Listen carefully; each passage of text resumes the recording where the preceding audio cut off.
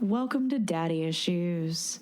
Push nice and hard. This dungeon is gorgeous. Hello and welcome. A redhead will stuff you in her trunk and hang you on her wall and fuck you for days. Just saying. It's good times. I go full trailer park. Now let's go back to the hose. That's weird. This is season 3. This is where shit gets real. We have broken you in. We've warmed you up. We've done some temperature play. Now it's time to get pegged, you motherfucking bitch. Dude, okay over there? Yeah. Would you be comfortable sharing with us the name of the hotel you stayed in last night? Well, look who skipped their meds today. And then it was just like, I should drink less. Yep. I don't care. I don't fucking care. Let it burn. Burn it! Was that hot? Pardon me. Welcome to Daddy Issues. Whoa. Welcome to Daddy Issues, bitches. I'm sick. Did you just hit puberty? Jesus, that was a hard note. Sounds like I've been sucking some D, but we all know that's not a thing. No, okay, so here's the facts of the matter. I got whatever's been flying around Florida and making everybody horribly sick. It's like a version of the flu. So not fun. No. You know.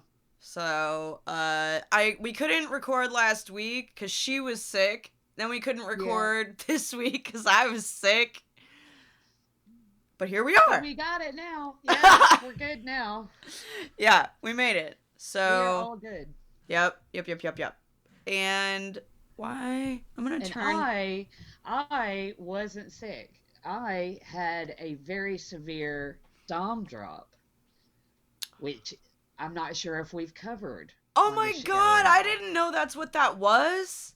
Yeah. I had a very serious Dom drop. Now for me, because obviously everyone sort of talks about sub drop. Not a lot of people talk about Dom drop, but Doms have drops too, and they can manifest differently. For me, it manifests in anxiety, and I don't have anxiety, so when something like that happens, it's very difficult for me to cope with because I'm not like all of you fuckers that have had it forever. I don't know how to write it out yet.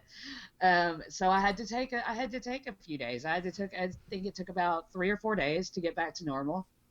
And it was just the sheer amount of stuff I had on. I did loads of things in a row, and it caught up with me.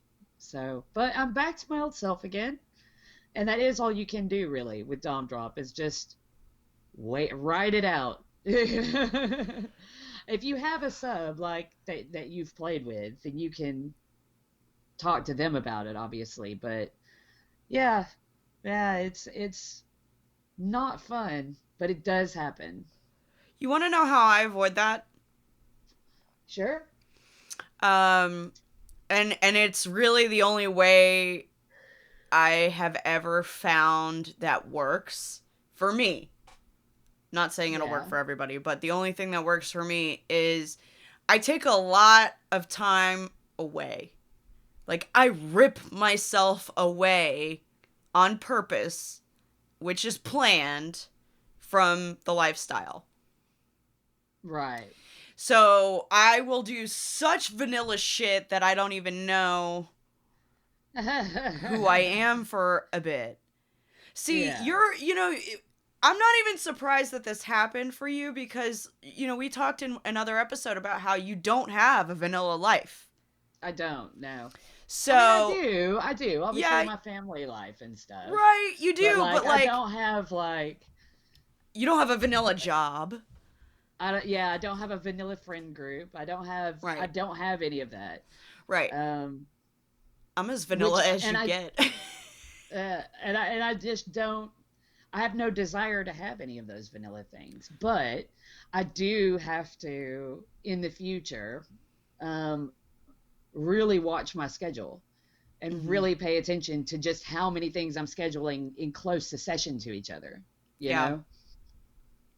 Well, and you can overburden yourself, I think, in any profession, but when it comes to something that is so emotionally intense, Yeah. you know, like, we are in full control of someone's being for a Yeah. period of time or all the time, depending on what the dynamic is like. And that is a lot of pressure. I mean, Absolutely. that's why I have to schedule time where I am completely just a vanilla person, and I schedule it outside of my family time. Because when I'm a mom, I'm still not really just being, Yeah. right? Yeah. So you want to know one of the vanilla things that I do? Yeah. Go on then. I color in a book Oh. to music. I usually put on some fucking hardcore Eminem. And then I color. But that's how I decompress. That's literally just me time. It's only for me. Nobody sees what I'm doing. Nobody fucking can weigh in what I'm doing. Yeah, and that's it. Me time. You have to take that time for self-care, which, we talked about. So when someone asked us our best self-care days, Right? They you did. know, we have those, but we need to actually take them. Take the self-care days. Take the days, to just look after yourself and be, and care about you, Yeah. Because we spend all of our time caring about what we have to get done, about who we're, overseeing. It's a lot. It really is a lot. Absolutely. It's like having a bunch of pets, for lack of a better phrase. Lots has been happening. I have to turn off my sister, who is always messaging me during our conversation. It's like she knows. It's like she knows when we're recording. I'm gonna tell her really quick. Recording right now. I know she's gonna respond to that, so I had to still mute her. Because I love you, Tiny Red, but goddamn it, I got a show to do! Okay. We're gonna start with an update. We aired a very, very important episode 2 episodes ago. If you haven't listened to it, please do. It's called I See You. I think it's probably one of the most important episodes we've ever put out. It was a very honest look on at a situation that happened to me where I was drugged and taken. And the reason I told that story was because it wasn't a story. Because it happened to me and it fucked me up and it can happen to you. Now, the reason I'm bringing all that up is not because it was a great day, but because I have an update to what happened. So, you know me, I'm like a dog with a bone, and until I know what the fuck is up, I just keep digging. So, Valentine's Day. I'm just gonna start there. Valentine's Day. For all of you who know me, some of you who don't, I don't celebrate that shit. Doesn't matter to me. I just don't care. To me, it is an insignificant holiday I don't give a fuck about. But if you're a lonely, sad person, apparently I might be in your phone book. So this is what happened. I might have mentioned, I don't know if I did or I didn't, I cannot remember, but I might have mentioned that the person who dumped me on the side of the road had messaged me the next day. Yeah. And I was Which is like, weird as fuck. I was like, what the fuck? Yeah. And I didn't know how to handle all of this. So I stayed in touch with this person, but I never met up with them. And I was just trying to figure out why the fuck somebody who dumped me with a bloody face would just be in touch with me. I'm like, why? You drugged me, you took me. Why are you calling? Yeah, it's weird. I mean, he wasn't calling, he was texting. But anyway, so let's fast forward. So I have all of these questions in my mind, and this doesn't fit, okay? It doesn't fit my version of what a rapist would do, and it doesn't really fit the human trafficking shit either. I'm like, why? You would just drop all communication if you missed your mark, I would think. This is my assumption.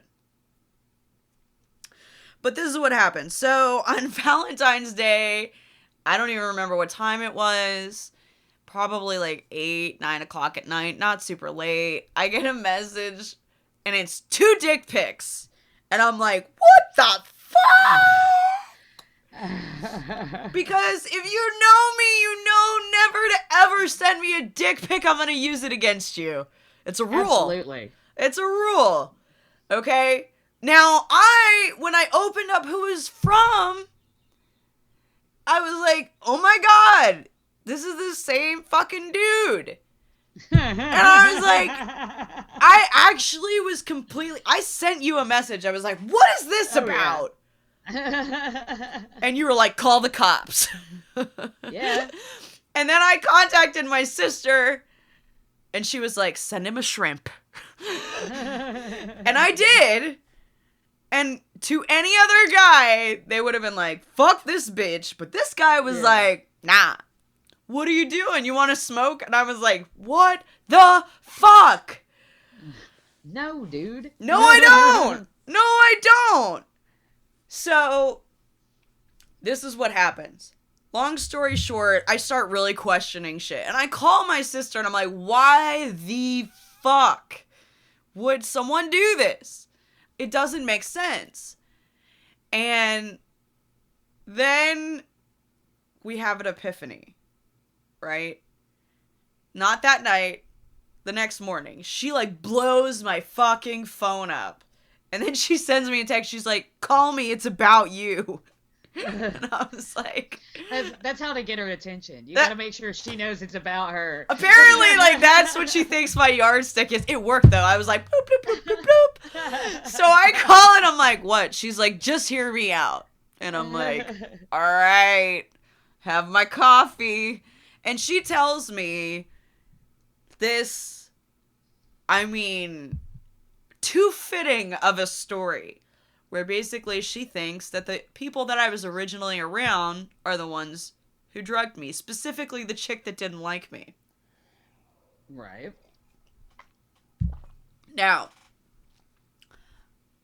you know me. I'm not done until I fucking faced a motherfucker. So I sent him a text and I went... The same guy that I had been, like, not really talking to, but watching him unravel kind of deal. And, like...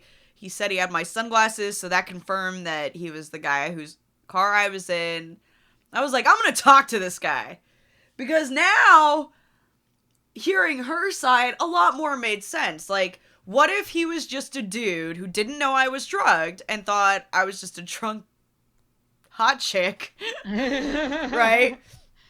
Because this makes sense, okay? What if he just thought I was a drunk hot chick and this was going to be an easy, fun lay? Yeah. Oh, wait a second. All right, so let's chase this lead. So I sent him a text and I'm like, we need to talk.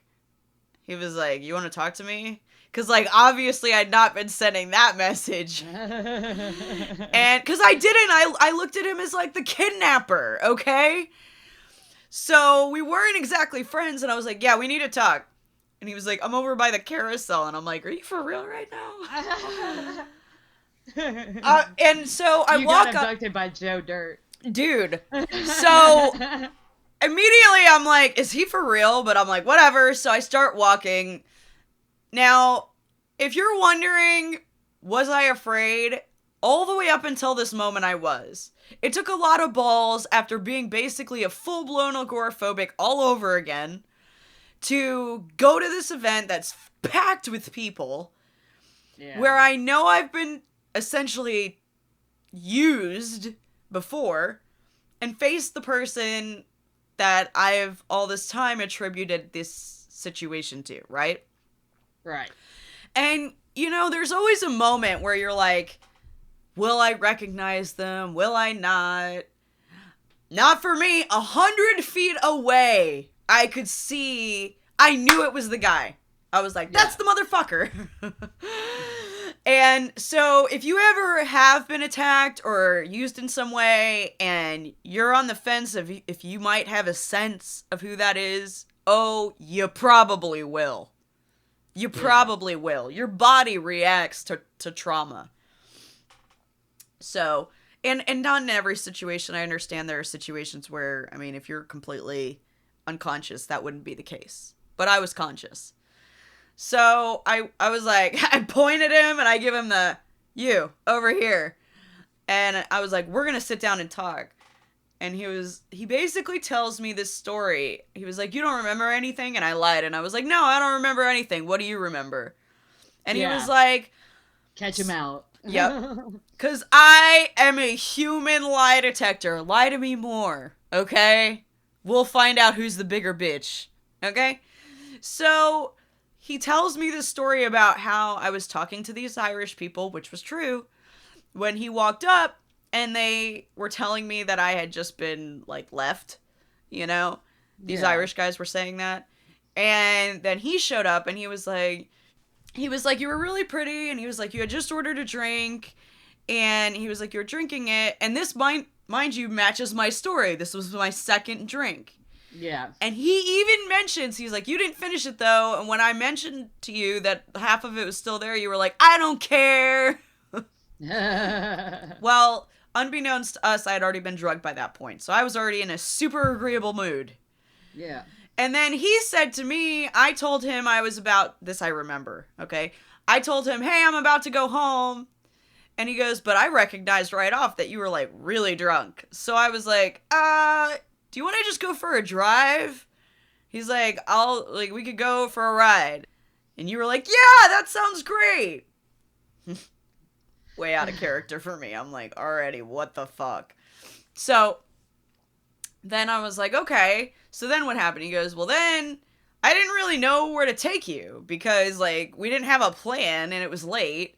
He's like, so I decided I was going to get some gas. As soon as I pull into a gas station, I order, and I quote, lots of alcohol.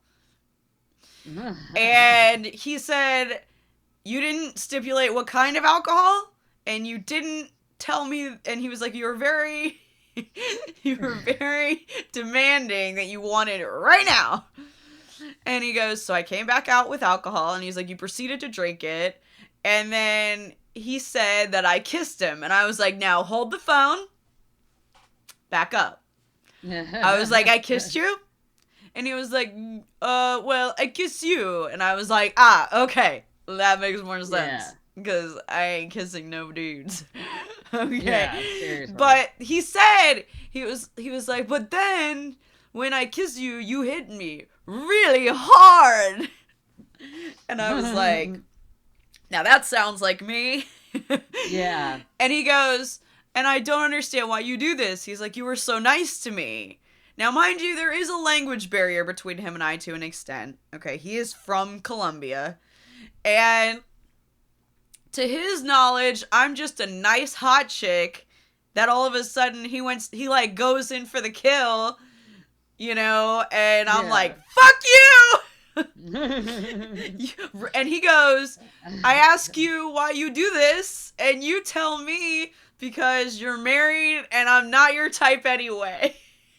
See, that I could absolutely hear coming out of your mouth. Thank you. So I'm like, this sounds all right.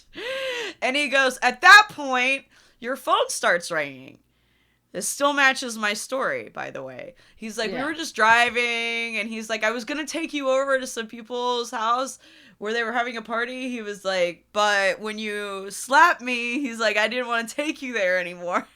I was like, that's fair. But mind you, I have not apologized for slapping him yet, because I want to hear how... Because, wait, it gets weird. So I asked him, I was like, so why did you leave me where you left me? He goes, well, your phone started ringing. You were like, that's my husband. He's looking for me.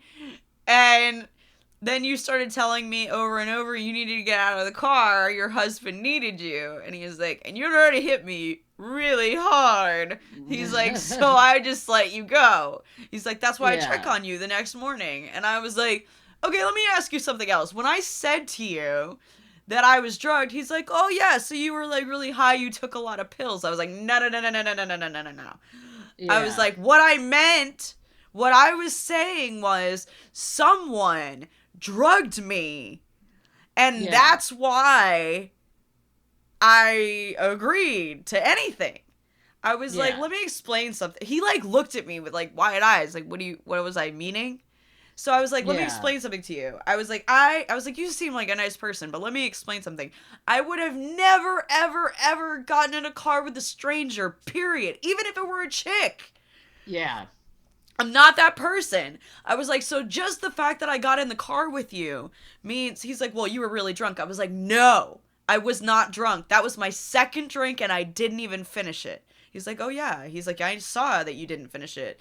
And overheard the Irish guys say to me that they saw the girl give me my drink and like take a sip out of it and give it to me. So I was like, this bitch. And then she ditched me. Then I asked him, well, how did I end up with a bloody face? And he goes, well, I don't know anything about that. I hit you. You probably backhanded me. I mean, maybe, or you were completely wasted when you got out of the car and fell it and like no busted your abrasions lip. on the rest of my face. None. It's like so just the inside of your lip. Yes. But nothing on the outside. Nope. That's weird. It's something that would I've been backhanded before. I know what that kind of injury is like. You know what I'm saying? I actually have a permanent knot in my lip from that night, though. Like a permanent little dent in my lip from it. So, but the reason I say all of this is then I really throw what would have been something very alarming to somebody who was truly guilty. Because I was like, do you work here? And he was like, yeah. And he told me what he did. And he was like, so how do you feel about me now? I was like, the same. Like, I don't, or different. Well, basically, I was like, the reason I've been putting up walls is because I am not interested in you. And I never was. I was like, I understand that's confusing. I said, because I was drugged. I was like, so that night, I was nice to everybody. I was like, but if you met me in the broad light of day, I was like, I'd be a bitch. I'm not that nice of a person to strangers, especially men. I was like, I would have never gotten in the car with you. He was like, well, honestly, now that I'm talking to you, he's like, you do seem like a completely different person. I was like, and mind you, sir, I've drank more tonight than I did the night you met me. Yeah. Because just to meet with him, I was like, I need 3 beers. Okay. 3 beers is what it's gonna take for me to face this motherfucker. And he was like, you're coherent and everything. I was like, I'm telling you. And he was like, so what happened? I was like, well, I called the police, and I was like, I did tell them about you because I thought you were the one who did it. And he was like, well, I understand, like, yeah. He was like, do you know who really did it? And I said, I think so. And, but the worst part about this is it was really a chick. Yeah. And fuck you, bitch! Like, that is so against sisterhood. Yeah, you don't want to catch me on a bad night because I've just had it. And if you're an asshole and you think it's acceptable to drug somebody, it's not! It's not fucking okay. Nobody thinks that shit's okay. Even the people that do it know it's not okay. Yeah, I know. I don't know. Some people have really fucked up versions of consent. Like, my sister was like, maybe she, wanted to teach you a lesson and just rob you. I think she probably just wanted to rob you. Because what went missing? Your fucking wallet. My wallet, my pen. Yeah. Easy liftable things. And they just took cash. In my head, I would like to think that if I would have been there, I would have been able to look after you. And I know a lot of friends hear their friends' stories and think this, but we all know I would be too distracted by Irish men to have been paying attention to some salty bitch that was just stood there with a face like a slapped ass because my wifey's hotter than her. you know? Okay, I'm gonna give you. Here's the most interesting part. Okay, I remember her so well because when I first met her, I was completely sober. Yeah. I hadn't had a drink at all. It was halftime basically at the show. So it's like, bitch, you were drunker than I was when we first met. You think you're smarter than me? You're fucking not. But I have to tell you, it was one of those things where I don't feel like this guy is completely innocent. He saw an easy lay. Yeah. And I openly told him, and he admits this. He's like, you told me early on that you were married. He's like, but why you get in the car with me if you're married? I was like, because I agreed to everything that night. I told you I wanted alcohol. Smart me would have been like, hey, gin and tonic, asshole. Yeah. You know? The perfect psycho drink. Okay? But I didn't even have... I thought the perfect psycho drink was red wine when you're on your period. I thought that was like the emotional tornado drink. I mean, it is. I've definitely had a magnum of wine on my period, and I've cried in the street for it. It's a real story. That happened like 3 years ago before I was like, maybe this is time. I was like, it was my anniversary. It was a bad fucking night. It was horrible memories. Horrible fucking memories.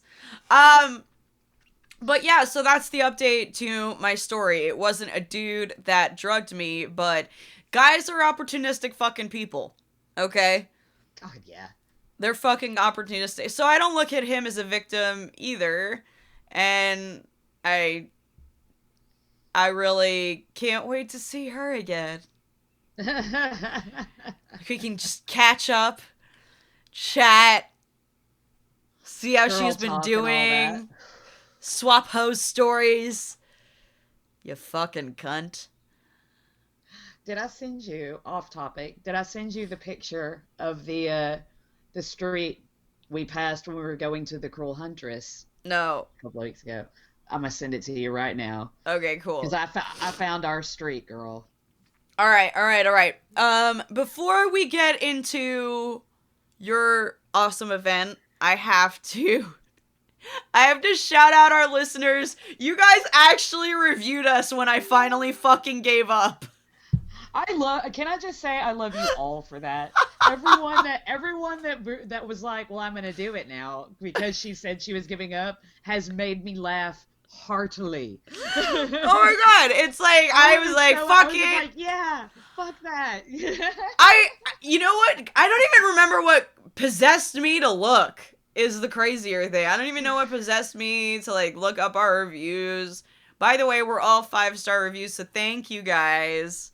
But I was expecting some horrible reviews, like 5 stars, but like talking shit. Nah, They love us, bitch. Hear this. And we if you have the best fans. I know. By the way, patreon.com/daddyissues show. You can see all of our latest content there. We have mini-sodes that we'll be putting there. We already have one up. But the Society of Janus, we're recording tomorrow, and so that'll be up this week also. Do you see one bad review, dude? Oh, you guys are so great. Right? Okay. Most recent one, starting with you, Trenchcoat Oz. 5 stars. Okay. Trenchcoat Oz. What you got under that trench coat? Right? Go on, be honest. Little curious. Be honest. What's in there? He says, not for the sensitive and the prudes. 2 outrageously funny lady doms who call him as they see him. Plenty of BDSM content for the experienced and curious alike. And the hosts expand beyond it to other topics with insight and a generous portion of dark humor. 5 stars and 2 thumbs up. Yay! I like this guy's name, CJ Sandwich. Where do you see that? Oh! Yeah. I could so go for a sandwich right now after it's one of those where it's like I should have eaten before I recorded and then I read his username and I'm like, fuck yeah, sandwich sounds really good right now. Word. The CJ Sandwich, by the way, said, whoa, this show is great. The woman's point of view, and it's a hilarious one. Then we have another one that says, the tea is hot and so are they. This show is unbelievable BDSM content and 2 doms who will drop the truth and make you laugh. And our last new review comes from Alex Grappenthin. I don't know how to say that. Thin. Huh? It looks like grape thin. Grape Grape thin? and thin. Grape and no, thin? there's an N there. He goes, we're trying, dude. We're trying. He goes, freaking hilarious. Love listening to these girls and their raw, aggressive humor. Thanks, guys. You guys are so sweet. Thank you. Yeah. So, thank you. Thank you all. Yeah. So I guess when I give up, that's when you guys actually respond. This is a good time to... I mean, good reviews are nice and all, but my favorite ones are the ones done out of spite like that, where they're just like, oh, well, I'm gonna leave a review then. Fuck you. We also have 2 new patrons. So right now, if you join our Patreon, you already know about these 2, but yes. Nobody else does, so we're gonna shoot them out, and we're gonna shoot them out. We're gonna shout you out, and thank you. But if you join right now, we will shout you out on the very next episode. So this is your time to be part of us, to be one with the show, because it's like a limited thing. They can't always get shout outs. Okay, so if you join right now to our Patreon, you can get I can't even talk today. Videos, pictures, there's polls, there's articles. Oh my god, like, it doesn't get... Oh, and we're going to be doing live streams there. Our first ever comes out this month. So if you want to catch that, you have to join now. It's the only way. They're not going to until you give up. So in 3 years... and 4 episodes. Dude, let's put it this way. I am not gonna make it 3 years, okay? I have way too good of content up there already that if you don't start paying up right now, I'm gonna start taking that shit down, okay? The queen giveth and the queen taketh, okay? I love it. I'm excited at this new battle of wills between you and our listeners. I'm fucking having war with these people. I'm going to war with you, I'm taking it Viking style. If you've ever seen the Lego movie, it's Wild Style. I'm Viking style. Get fucked, okay? This hair don't do itself, alright? Okay. I love it. Next thing. People... You're writing into the show. You actually love us enough to write in, so we have to get to that. We're going to talk about what happened at the Cruel Huntress before our strain of the week. So, things that they want to know, let me read them. If you guys want to email us about anything BDSM, you can do so at darkshadequeen@gmail.com. That's the best place to reach us. Or you can comment on our Patreon, so... That's in the description also. Yeah. That's like our main form of social media as a show. Yeah, we don't Facebook, and we don't... I mean, Twitter is okay, but I mean, Twitter and I have never really hung out, if you know what I'm saying. Like, we really are not friends. And forget Facebook and Instagram, because it's really just Mark Sark, you know? Yeah. So, okay, first question.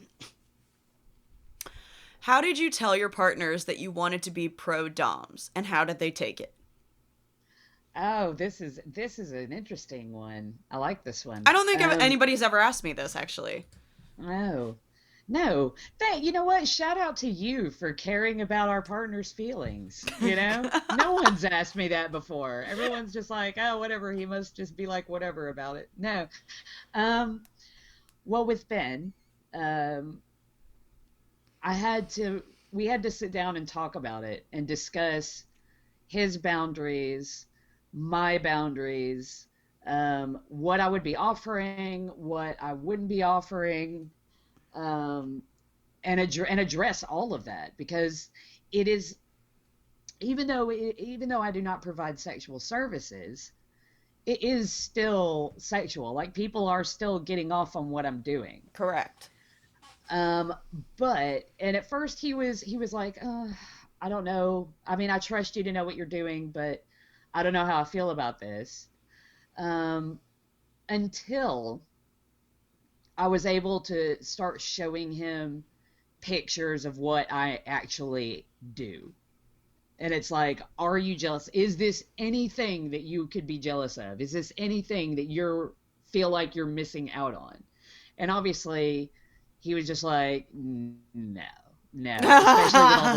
especially with all the CBT stuff. He was just like, I want none of that. I want nothing to do with any of that. Like, you go ahead. But at the end of the day, we had a really strong relationship already. So it was mainly just reassuring him that his trust was not misplaced with me and that I was not going to be doing anything that would cause him to feel uncomfortable or cause him to feel, jealous in any way.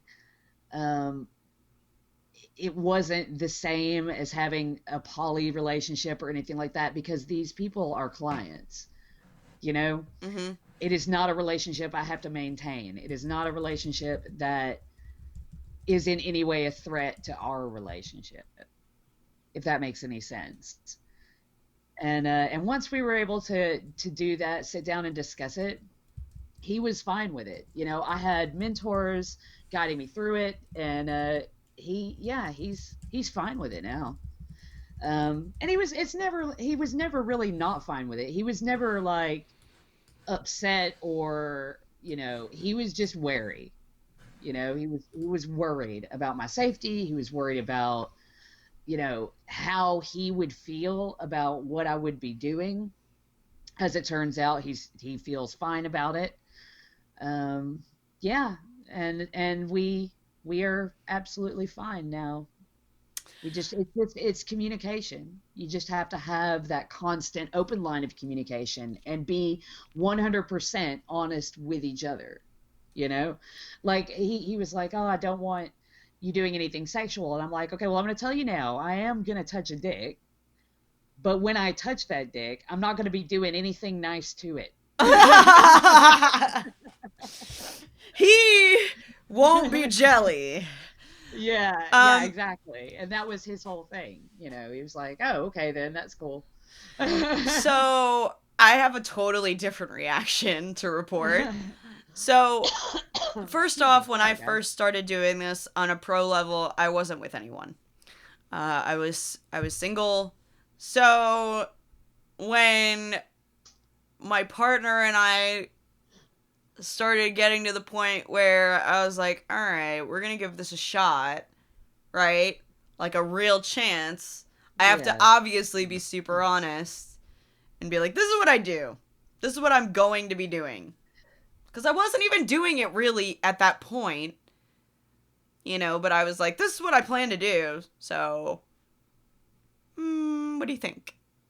Yeah. And his reaction was not fantastic. He was like, why? And I was like, well, because it's profitable and I'm good at it and I really like to hurt people. No, just kidding. Yeah. I mean, a lot of it was because it's an outlet for me. Rich men in Florida.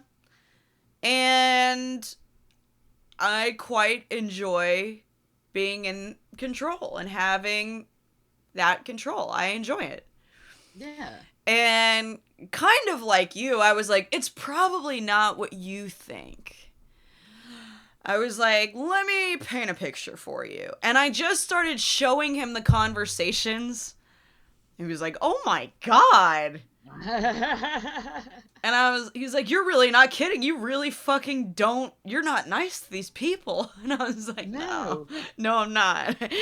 I was like, I don't flirt with them. This is not a relationship. If anything, if you think it is, it's a relationship. Okay? A relationship. All right. Oh I'm ruling your life for pay. Yeah. And I'm great at it, so you apply within if it sounds fun. But I was really very on the table like I always am, but the way I said it, I was like, it's either you're okay with this or you have a problem with it and I'm going to do it anyway because I have to watch out for me right now. Yeah. Okay? And so there was kind of this like Like, neither of us really wanted to bend, but I was just not, I was resolute. I was like, this is going to make me money. I'm going to enjoy doing it, and I need this outlet. I deserve an outlet, so I'm taking it. Yeah. But then, like I said, when I was like completely transparent, because I didn't want to hide any of it, I was like, look at what's going on today. It started becoming a talking point. Now he's like, you should say this, you know? So, and he's gotten some of the perks. Sometimes if they fuck up too bad, they have to do something for him. I had one person auditioning to be a proper cuckold to, like, essentially pay for our activities.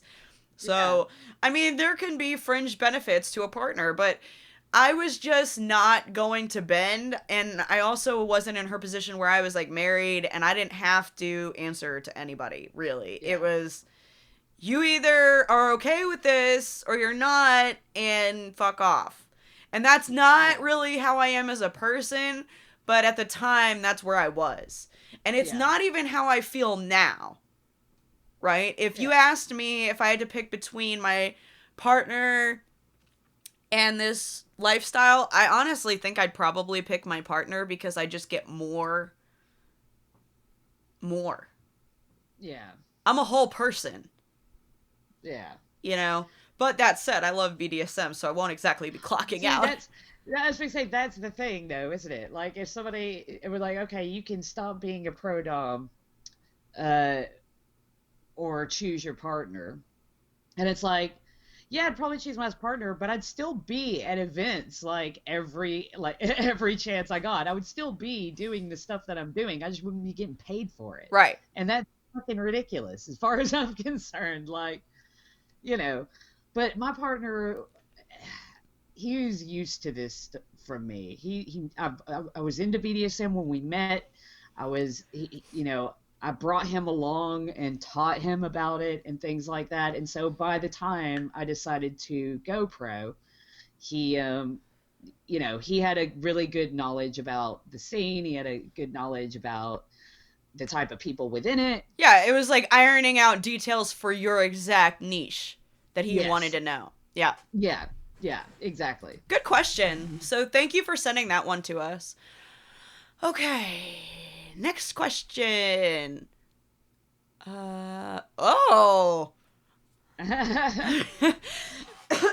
Excuse me, I need a drink for this. This one's personal. Oh, I love a personal question. Go on. Okay. Hey ladies, love your show, but I wanted to know what forms of punishment you like to experience yourselves. What forms of punishment I like to experience? Like, I'm the one getting punished. Correct. I mean, but I'm never wrong, though. I had the same exact question mark, but I've come up with answers anyway. Okay, you go first, because I need to think about mine for a second. I love being caned! Really? I do! I do! I love it! I love it! I fucking love it!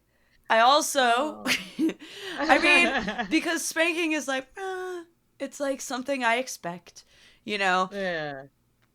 But I love caning. One of my other favorite forms of punishment is any form of restriction. So, like, it could be suffocating me in some way, or I also like to be bound, like, fully bound, like shibari style. Yeah. Full knot, if you will. And so, those are, and that actually I only like as a form of punishment because I like doing my own thing. So, if you knot me up and I can't do shit, that's punishing me. Yeah. What about you? Okay, well, hold on. Do they mean what type of punishment we would be happy to receive, or what type of punishment do we think would be the most effective in correcting our behavior? Because that's two different answers. I think it's the first one. I took it as the first one. Probably over the knee spanking with paddles and things is my favorite. I tell you what, I would like being flogged. Oh, you I like dirty being girl. flogged. I like a flogging. Floggers feel very relaxing to me. Like I think it's all like the consistency of feel. yeah, it's that rhythm. There's that you there's get. no variation really. It's just the rhythm that is the variant. Yeah, it's nice. It's nice. It's like having a deep tissue massage, kind of. I think this is my favorite question that we may ever get because I've never answered it. But it's for both of us. But we each have our own answer. So it says, this question is for both of you. I already said that. What caused each of you to stop subbing? Well, for me, I had gone through. If anybody that's listening that listened to our old episodes when I was subbing, it was the motivation for submission. Like at the time that I was going through this, I had some severe issues with my PTSD. And I didn't exactly realize it, but I was not in a good mental state. And I think that the reason that I started subbing was to feel that security and to feel that safety of having someone else in control over me, because honestly, I was a fucking mess. And once I went through EMDR treatments and went through therapy and overcame that, I had absolutely no desire to sub anymore. So I think for me, subbing was more of a need to be taken care of. And obviously being into BDSM, that's where my brain went. Oh, I should sub, I should have a master. So I was being looked after. Mm-hmm. And then when I went through therapy, I didn't need that anymore. And the Dom side came back full force and the sub side sort of just went away. I still wonder though. I still wonder if I'll ever sub to anybody again, but so far, I've had no desire to. Story time. Everybody buckle in. He's listening right now. Why I stopped. He knows why. I'll tell you why. I really think that the only way you can submit to someone is if you have an honest, open dynamic. It's on the table on both sides. So I was on the table, and I was honest, and I was devoted, and he was a hoe.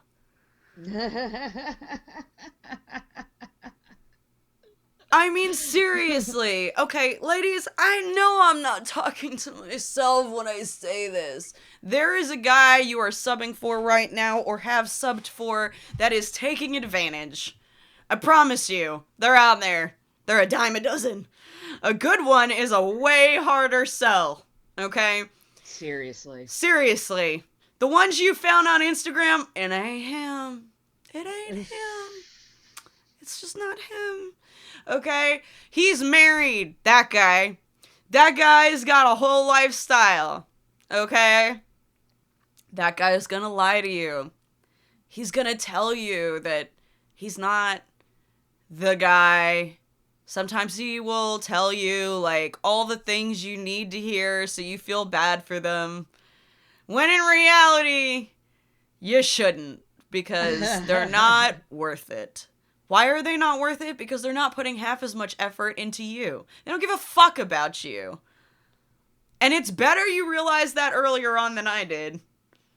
I think you find yourself in a relationship with a bad dominant when you're too vulnerable to realize they're bad. Yeah. Okay? I was in I was in a low point in my relationship. The relationship deteriorated from there. I was vulnerable. I needed, like you said, I felt like I needed protection. I felt like I needed a lot of things that in reality this person could never provide. Yeah. And quite frankly, like, the illusion of support is way more dangerous because when you really need the support, it's not there. Yes. Yes. So I stopped subbing because I realized that they're not worth subbing to. I just was like, fuck you, and fuck what you stand for, because you aren't worth it. Yeah. And if anybody thinks that this is, like, something that couldn't happen to them or isn't happening to them, ask yourself a different question. Are you ever feeling like there's an absence? Because if you do, there is. And he's it. And that's how you know you shouldn't be subbing for that person. Thank you for joining me for my TED Talk.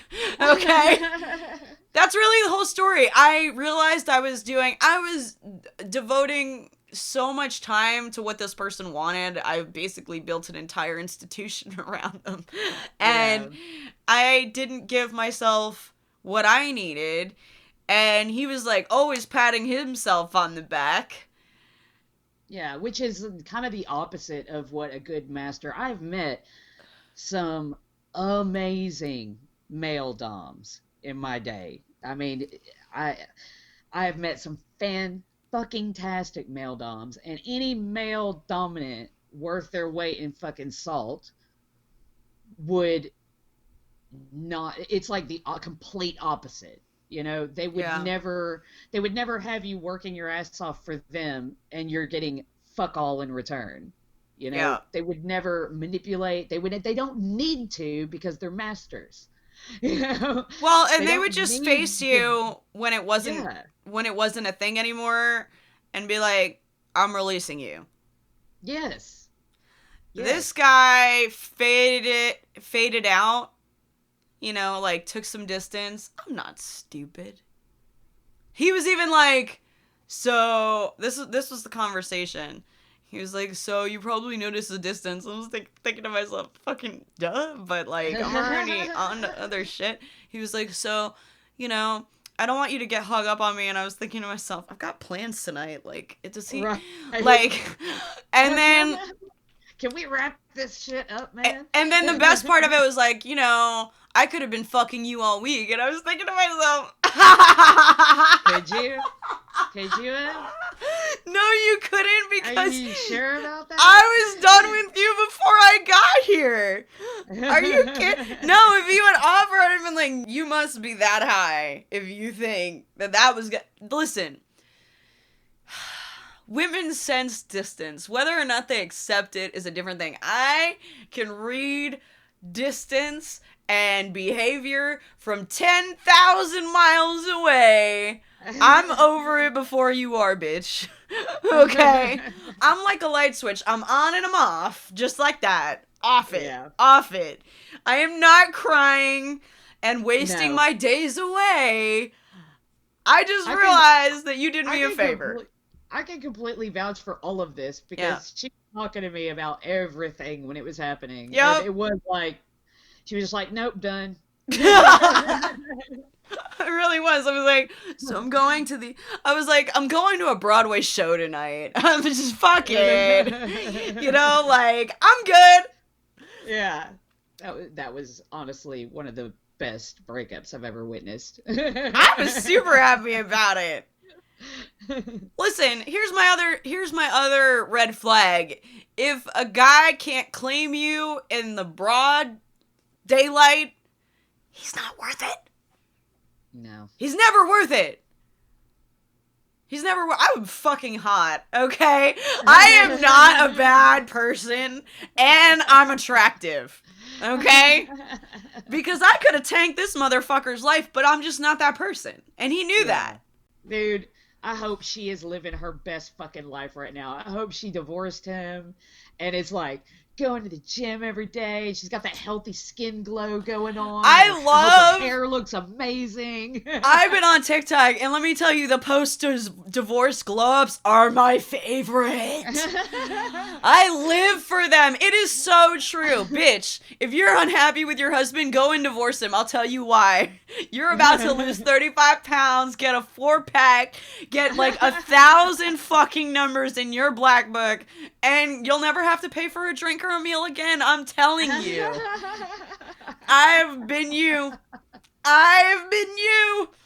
Divorce did me well. I literally started modeling on like the most professional level the moment I got divorced. I was like, like, look at my new. Even my ex's sister was like, God damn. I was like, I know. That's his sister. Was like, fuck, girl. I was like, you're welcome. Mhm. I know he's dating a redheaded stepchild now, but look what he left. That's a real thing. That's a real fucking thing. Let me tell you something. If a bitch glows up after you break up, it's because you were the problem. You were in the way of her success and her happiness and her glowing ass skin. She's a queen. You are a fucking douchebag. That's the business.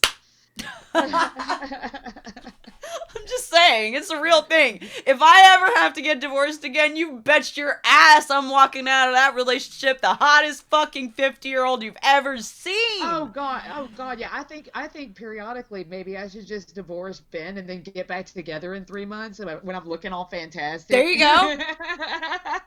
Have like that almost stripper glow, but you're on that high shit, so you can get like Louis Vuitton bags instead of stripper heels. You're like, I be doing all the shit now. Come here, honey. Come here. Then we can just get remarried. It'll be great. It's adorable. Plan divorce and remarry. I'll be your flower girl. Oh, you'd make a great flower girl. I really would. I'm so cute. And I can hold a flower like a motherfucker. I'll give it away too. Do we have any more questions? We do. This is our last question, and then we have to get to the cruel Huntress. Thank you for keeping me on track, wifey. This is why everybody needs a wifey for lifey. You're welcome. I don't know who wrote this, but it was submitted on Instagram. Awesome. So if you guys want to check me on Instagram, it's @DarkShadeQueen. You can find me there. It's a private profile. If I know you, you probably won't be added. But if I don't know you, you're probably lucky. And I probably will. 3 big mistakes people make in relationships. They didn't define whether it's BDSM. I think this is just a generalized relationship question, and I'm happy for it. Let's go. Okay. Three ways.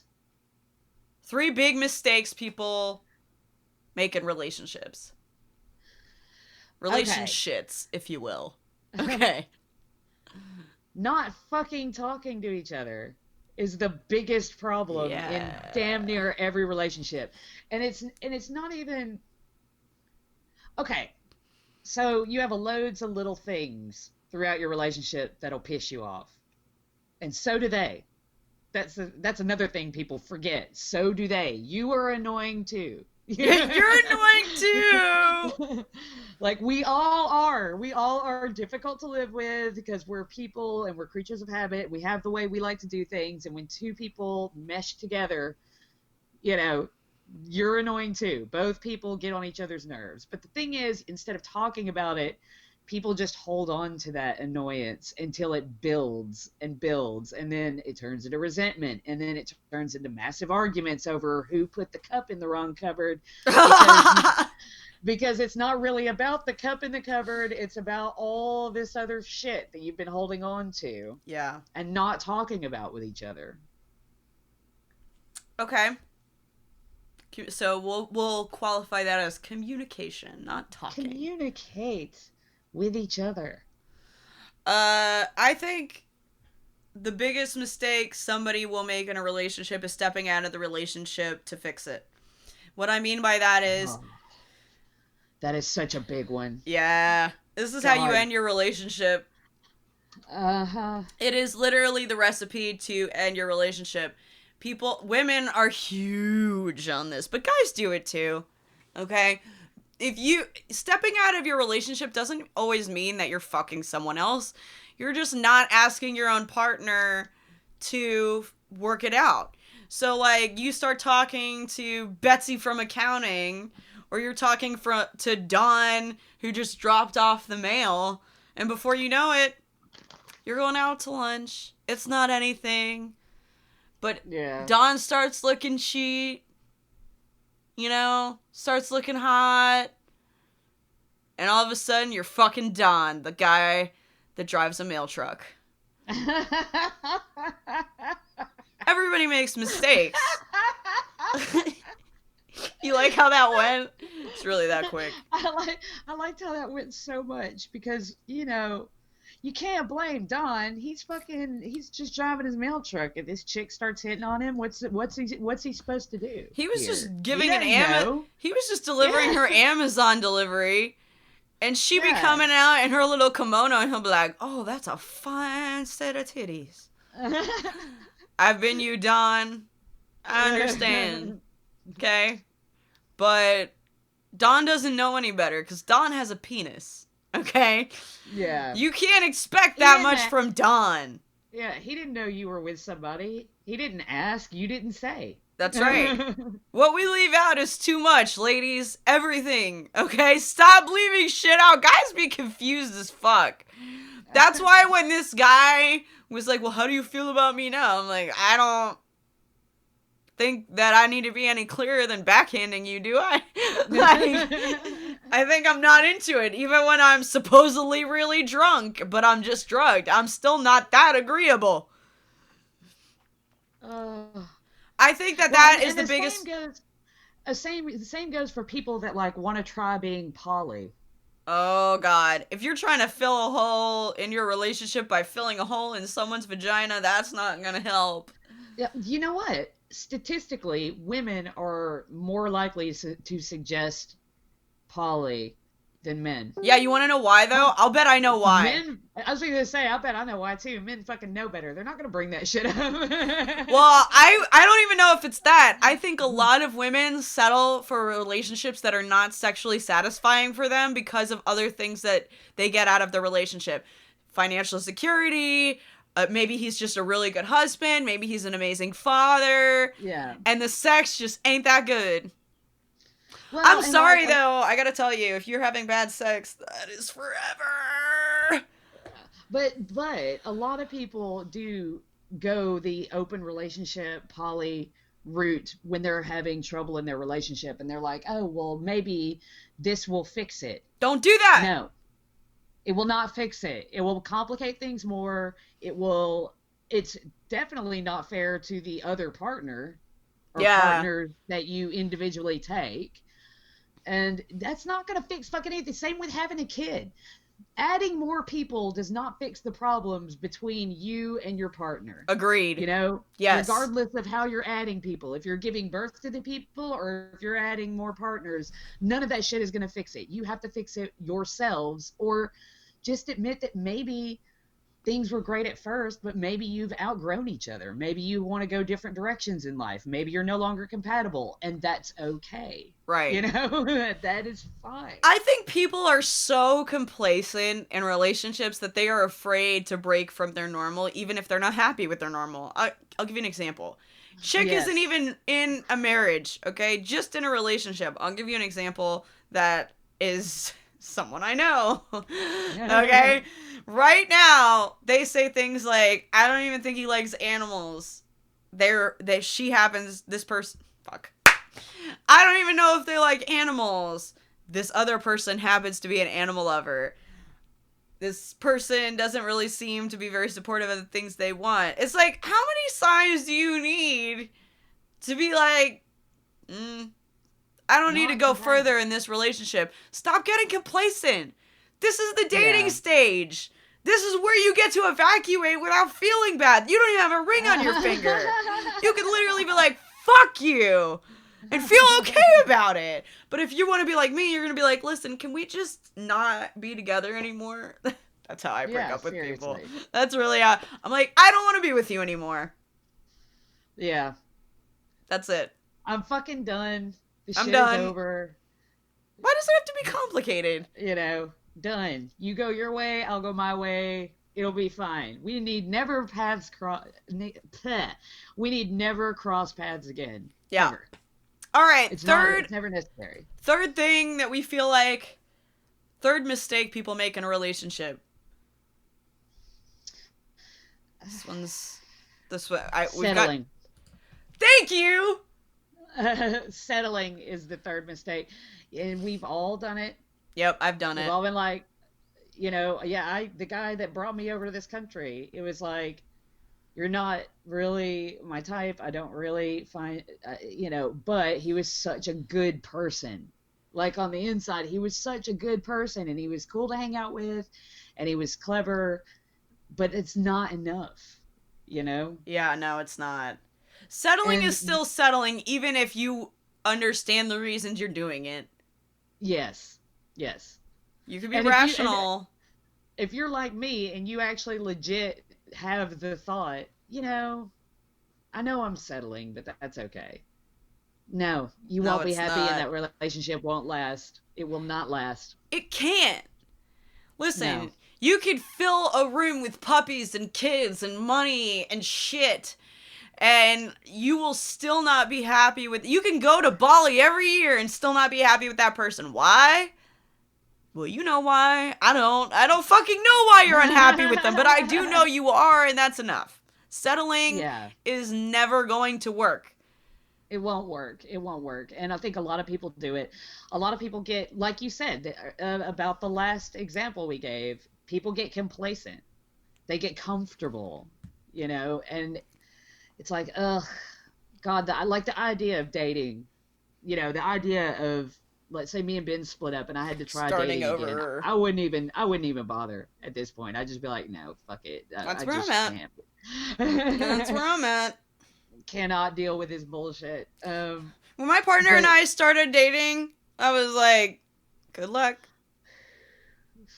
May the odds Legit. be ever in your favor. Dude, I was straight up mocking Jay. I was like, good luck.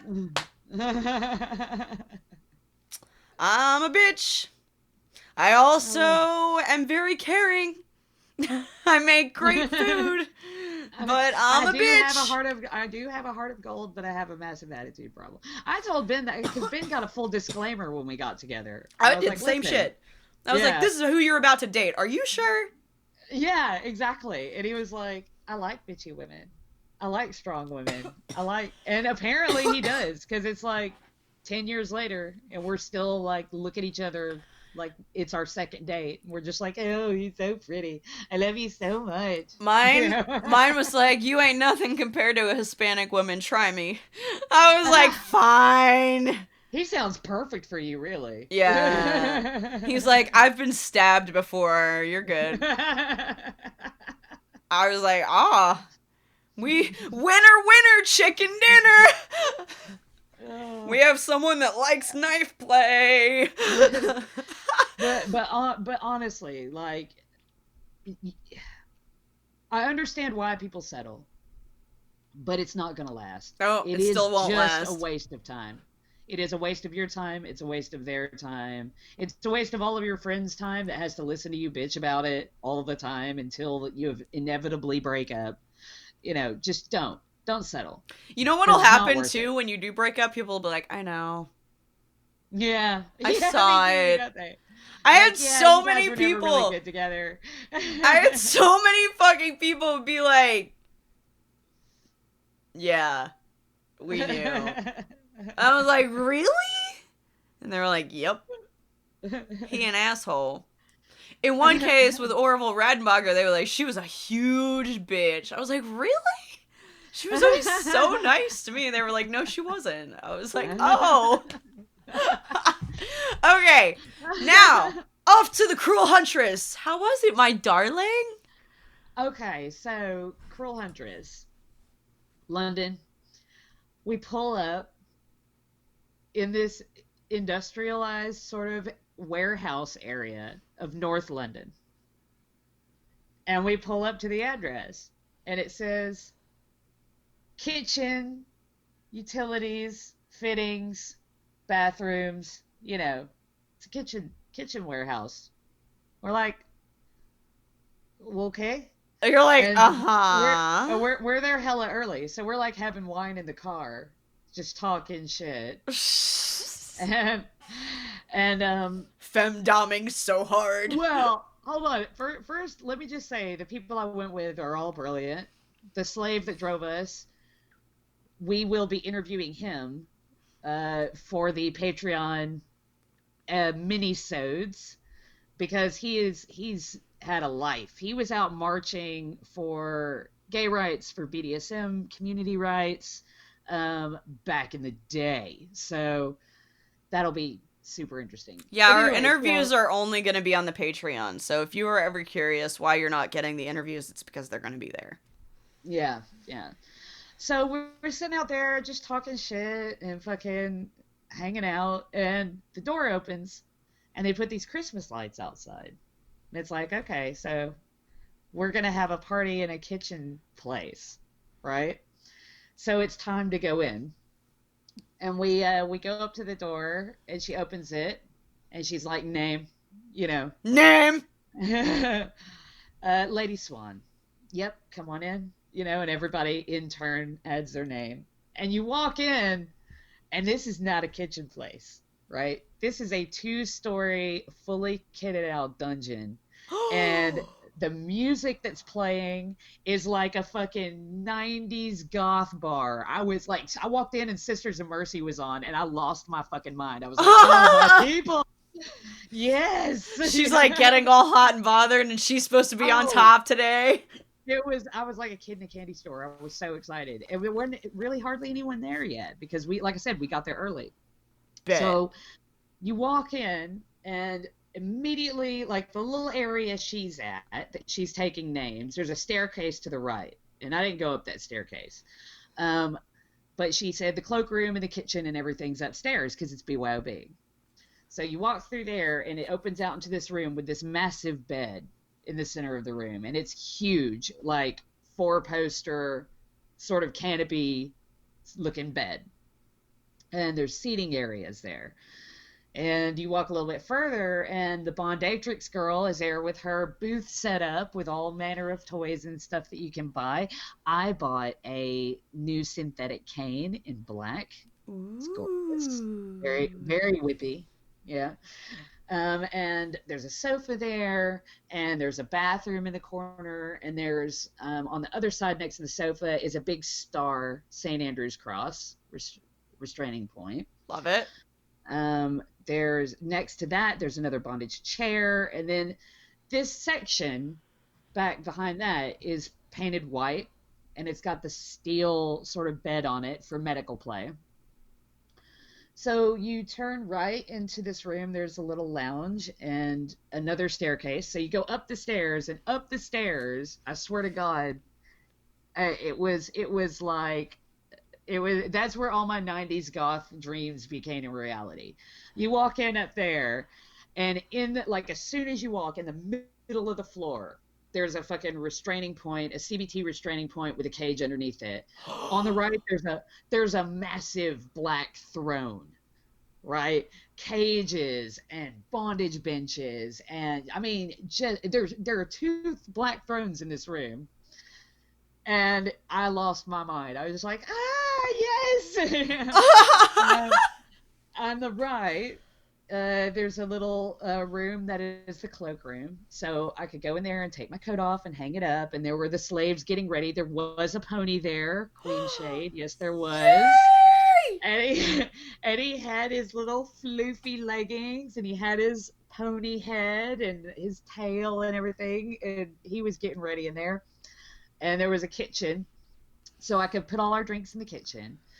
And we immediately locked the slave up for 30 minutes in one of the cages, and he could just sit there while we chatted and socialized. And I'm dancing around.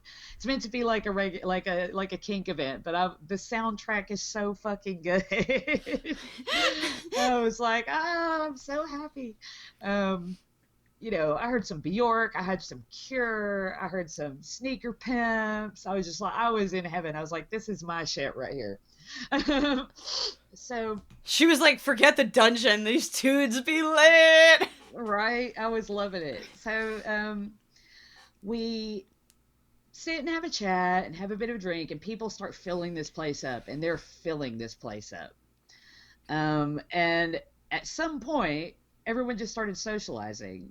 I saw this dominatrix sat in a corner, and she gets my best outfit of the night award because she's not wearing like all shiny latex or anything like that. She's wearing this leather skirt, and this really nice black button-up shirt with this really big sparkly brooch on the neck and this leather freaking business jacket. It's like a Oh, I suit like jacket, her. but it's all leather. And I mean, she's got black leather gloves on. She looks fucking fabulous. She looks so amazingly good. And so I chatted with her for a while, chatted with her partner. And as we're talking, this little dude, right? I see this little dude, and he's sort of shifting back and forth on his feet, and he's looking at me. And I'm like, okay, well, I'm ignoring him because I'm chatting. But he comes up with his little shuffle and his little smile, and he's like, "Hi, I'm Ben." You're like, I like that name. I'm like, "Oh, Ben, well, obviously I'm going to talk to you, you know." And it turns out he's 18. He's just started exploring the scene. He's been to 2 events before this one. He's a baby masochist is what he is, and he's adorable. So I was like, "Oh, Ben, you can hang out with us for a little while, you know." And also meet Reese. Now, Reese is a slut. He's in his heels. He's got a fishnet half shirt on with a bright silver bra with a bright pink collar that says straight up slut across it. And he's just like, anything you want, anything you need, I'm your bitch. You know? I'll be there. I was like, yes, good on you, Reese. So we socialized for a while, and we go downstairs because at this time everyone was just socializing upstairs, right? Yeah. So I'm like, let's go downstairs and see if anybody's playing. So we go downstairs. You're like, let's go see if anybody's making some decisions. Yeah, so we go downstairs and everyone is playing. Yes. Everyone is playing downstairs. And I was like, all right. We go to the room with the bed in it. And the 2 people I was with did some play with the slave that was with us. I gave Ben the beating of his life. I caned him for a while, and then I got my meat tenderizer knuckle dusters, and was just punching the crap out of him. And he loved it. I've never seen such a young masochist take the amount of abuse he took that night, but he loved it. And when interesting little add-on, whatever, to that, he messaged me on FetLife and was like, "I love those knuckle dusters so much, I went and bought myself a pair." I was like, "Oh, Nice." So then we tie the slave to the star, and my friend Mistress Marie, who also will be interviewing for our Patreon episode, Yay! She did some single tail work on him, and we're like, let's try Ben. Let's see how he handles this. And I didn't do it. She did it because she's better with whips than I am. Yeah. And she gave him some of the single tail, and then she's like, "Do you want to stop or do you want more?" And he's like, "More." She's like, "More, okay." Gave him some more, and took him down. He's like, "How you feeling?" He's like, "Floaty." Like, he was so cute. Aww, Ben. I know, we were like, we need you to come up to Lincoln, hang out a bit. But yeah, so he was feeling floaty. So I'm like, okay, well, I'm going to go out for a cigarette. He came out for a cigarette to practice being an ashtray. And Reese also came out to be an ashtray. And he's like, "I'll show you how to do it." And just was like, just open your mouth, bitch. Big smile. Like, Reese was great. And I noticed that the other male masochists there fully were adopting and looking after this young new masochist. Yeah, because they saw his massive potential. They were like, this guy's a winner. Yeah, for real. They were. Like, the one that brought us, he was like, "Man, in 10 years, that guy is going to be fucking the pain like slut you've never... Yeah, the pain slut we've all dreamed... The pain slut we've all been dreaming of. So I was like, all right, let's see how he does. I was like, have you tried ball kicking yet? Ball busting? And he's like, no. And I'm like, do you want to try that? And he's like, yeah.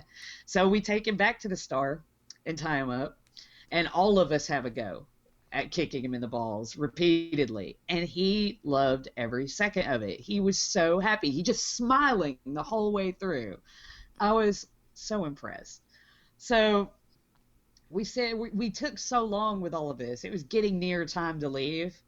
And I was like, oh, okay, I'll nip upstairs and grab the drink bag. But I also wanted to see what was going on upstairs because we hadn't been upstairs in forever, because after we were ball kicking him, I stayed down to watch this other mistress. And she had a proper pain slut, and my God, she had two slaves with her. She had the one that was chained up, that she was beating the hell. I mean, she was full on beating the crap out of this guy with the floggers, just laying into him, and he was loving it. And the other one stood next to her with all of her whips, like on a hanging thing, just holding them there so she could go back and just pick it. I was like, holy shit, that is so handy. I'm gonna have to bring myself one of those next time. But I go upstairs to get the drinks thing, and I'm regretting not going upstairs, because I walk up there and it is like a freaking one giant session. Like, the lighting's gone off, everything's like, all the chrome is shining, it's got the green lights going and everything, and everyone is going ballistic up there. It is fan-fucking-tastic. So I have a watch for a little bit. There's women in both of the thrones being worshipped. Yes! Obviously. Yes! The thrones got used. Yeah. Oh, yeah. You're like, welcome, and I mean, welcome to Ladies' House of Pain! It was phenomenal. It was phenomenal. I will be going back to the Cruel Huntress. Absolutely. I'm going to be a regular there if I can. The only downside was the drive home, because it was so long and we left so late, and I was just, when you wish you could just be teleported home. You know what you need? You need some slaves to pay for a room for y'all to stay. Yeah. In town, because it's too far. It's so far. Come on, God, sluts. It was great. Collect your funds, you dumbs. You dumbos. It was a lot of fun, though. I can't wait to go back. And obviously in the spring is when they'll be doing the proper hunts. Well, if you guys subscribe, maybe we could get some footage. If you guys subscribe to Patreon, I'm going to tell you now, the first bit of money I get, I will be buying a new fucking mic, so my audio is better. Yeah, we're always trying to up our game. Then after that, I'll I'll go to some events and represent daddy issues. I just realized, my shirt's on backwards. If it makes it feel any better, I didn't even notice. I didn't either. It's not been a good morning. Okay. Time to get to Strain of the Week. Dun, dun, dun, dun. Dun, dun, dun, dun. Oh, there it is. I was like, where did I put my sheet? Alright. Do you want to play the Strain game? Yeah, I want to play the Strain game. We haven't played it in ages. Okay.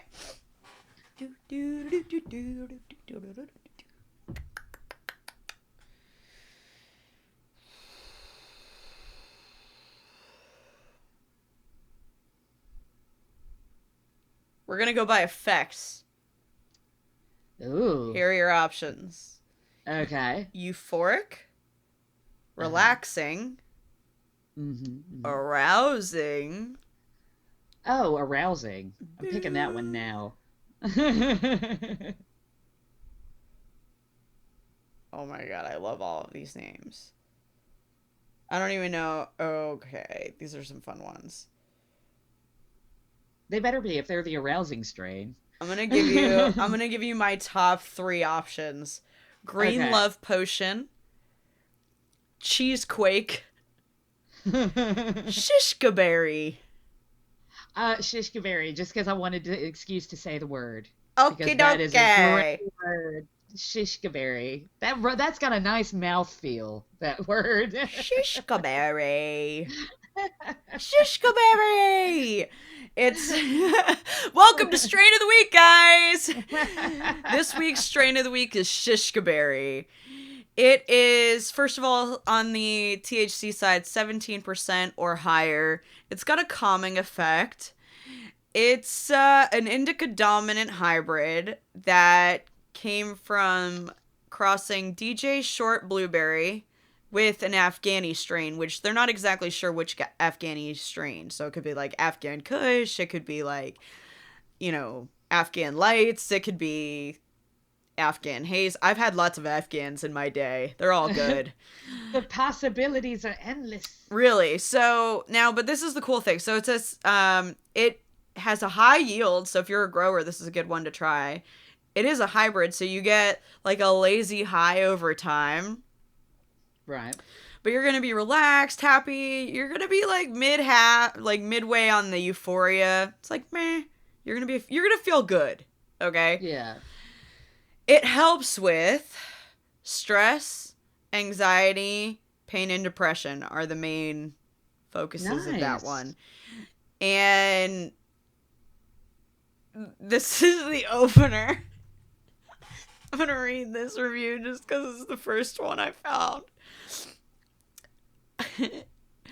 I ate dirt because I thought my breath smelled of weed in public. Yeah, I was that high.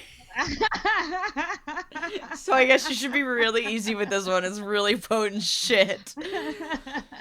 Okay. Oh, this one's nice. I'm gonna read this one. Shishkaberry is a fusion of blueberry and Afghani, one of the most well-known hybrid strains to date. I believe it's the most beautiful strain I've ever seen. So if you like something that's like pretty to look at, the strain is packed with multicolored leaves and hairs of purple and blue to pink and orange. Oh, it sounds magical. I know, right? Very uplifting and euphoric, but if you smoke too much of it, you will be couch locked. Soothing headstone. Final verdict, funny name, serious herbal, king of all strains, period. Shishkaberry. Oh. So, if you can get that, let us know what you think about it. And if you guys want to sponsor our Strain of the Week, you can email me at darkshadequeen@gmail.com. We're taking offers now. I shouted out Grow Healthy and One Plant in the past few weeks, so you guys should pass through the older episodes, because we've definitely loved on your strains quite a bit. Yeah. But that's our strain of the week, Shishkaberry. It sounds amazing. What do you think? I know. I want to try it. I want to try it. It sounds really nice. Shishkaberry. I think that's it for us this week. Well, not actually. That's it for us today, because tomorrow we're recording our mini-sode on the Society of Janus. Yes. So ready. Stay tuned for that.